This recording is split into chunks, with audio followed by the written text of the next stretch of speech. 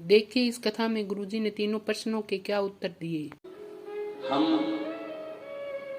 हमको श्राद्ध पक्ष में हम जो ब्राह्मण को भोजन कराते हैं या हम किसी को भोजन कराते हैं तो वो हमारी जीवात्मा को क्या वो मिलता है?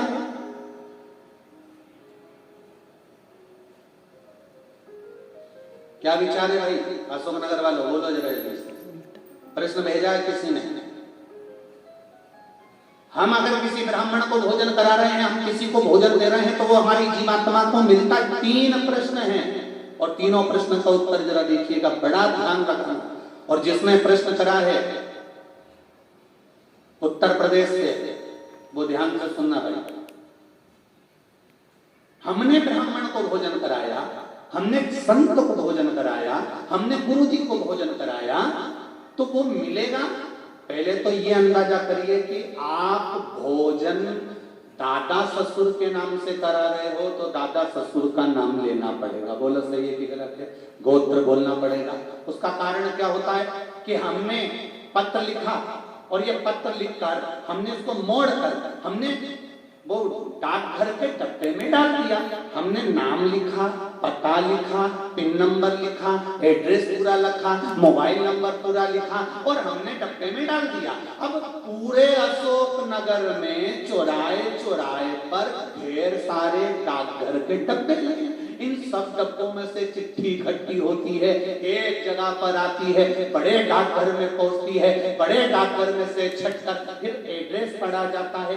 एड्रेस में तुम्हारा नाम पढ़ेगा बाद में, पहले ये पढ़ेंगे कि पिन नंबर क्या है, फिर पढ़ेंगे कि शहर का नाम क्या है। उसमें लिखा होगा गुना और गुना का पिन नंबर डाला होगा तो चिट्ठी को छाट छाट कर अलग रखते जाएंगे। अब गुना में ये चिट्ठी बड़े डाकघर में जाएगी, बड़े डाकघर में चिट्ठी पहुंची गुना के। अब वहां पर बैठकर छाटा गया कि बजरंग कॉलोनी के पास कौन रहता है, तो एलआईजी के पास कौन रहता है, तो चारभुजा नाथ जी के पास कौन रहता है, तो राजेश्वर मंदिर के पास कौन सा रहता है, कौन से वार्ड में रहता है, उसको छाट कर अलग रखा जाएगा। फिर वहां के डाकघर वाले व्यक्ति को, उस डाकिया को वो दिया जाएगा और उससे कहा जाएगा कि ये चिट्ठी पहुंचा दो। अब जरा प्रोसेस देखिए, डाली की अशोकनगर में इतने सारे डब्बों में इकट्ठी होकर एक डब्बे की चिट्ठी एक जगह पर इकट्ठी हुई बड़ी डाकघर में, वहां से इकट्ठी होकर फिर दूसरे डाकघर में गई, वहां से फिर धीरे धीरे डिवाइड होती चली गई। उसी तरह तुम्हारी लिखी हुई डाकघर की चिट्ठी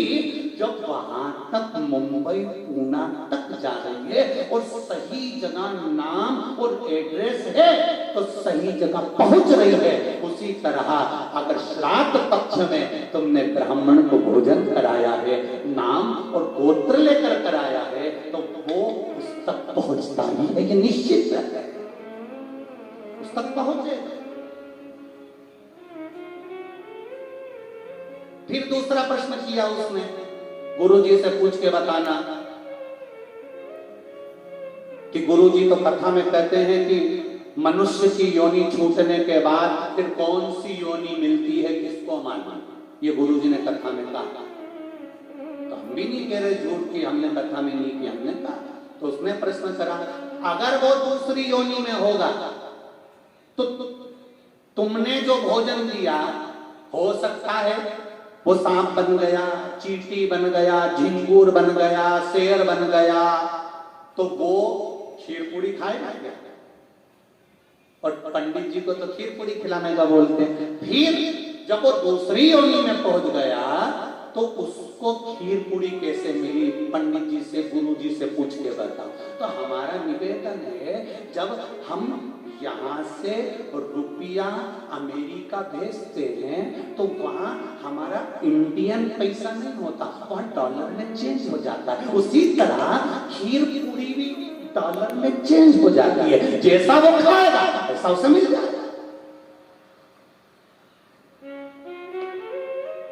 जब भारत की करेंसी, भारत का पैसा यहां से डाला आपने अमेरिका तो अमेरिका में बदल गया, आपने ऑस्ट्रेलिया डाला वहां में बदल गया, आपने कहीं डाला नेपाल ले गए तो नेपाल की करेंसी में बदल गया। जब यहाँ का रुपया वहां पहुंचकर वहां के रुपये में चेंज हो जाता है तो हमने जो खीर पूरी ब्राह्मण को दी है और तुम्हारे यहाँ का वो जीव सांप बना कि झिंगुर बना कि शेर बना कि गीदड़ बना, उसको उस रूप में जो वो खाता होगा उस रूप में मिल जाता। डॉलर चेंज, यहाँ की खीर पूरी चेंज, वहां जाते से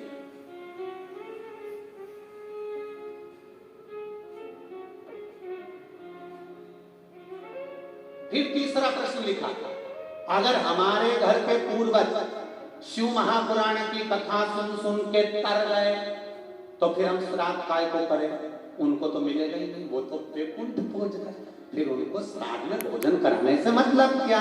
तो हमारा इतना सा कहना है, यूपी वालों जो तुमने प्रश्न करा बहुत जोरदार करा है, तो एक उत्तर और अच्छे से सुन लो कि मान लो तुमने अगर श्राद्ध में भोजन कराया और तुम कह रहे हो उनका तो मोक्ष हो गया शिव पुराण सुनकर, फिर श्राद्ध करने से कौन सा फायदा? तो तुम भोजन कराओ, ये भोजन का फल वहां जाएगा। जैसे तुमने कोई सामान या रुपया मुंबई भेजा तुम्हारे रिश्तेदार किया और मुंबई में रिश्तेदार का मालूम पड़ा कि उन्होंने घर छोड़ दिया या वो कहीं चले गए या वो कहीं समाप्त हो गए, तो वो रुपया वो सामान तुम्हारा वापिस तुम्हारे पास आ जाएगा। तो तुमने जो पुण्य करा है अगर उसने नहीं लिया तो वो पुण्य तुम्हारे खाते में वापिस आ जाएगा। इसलिए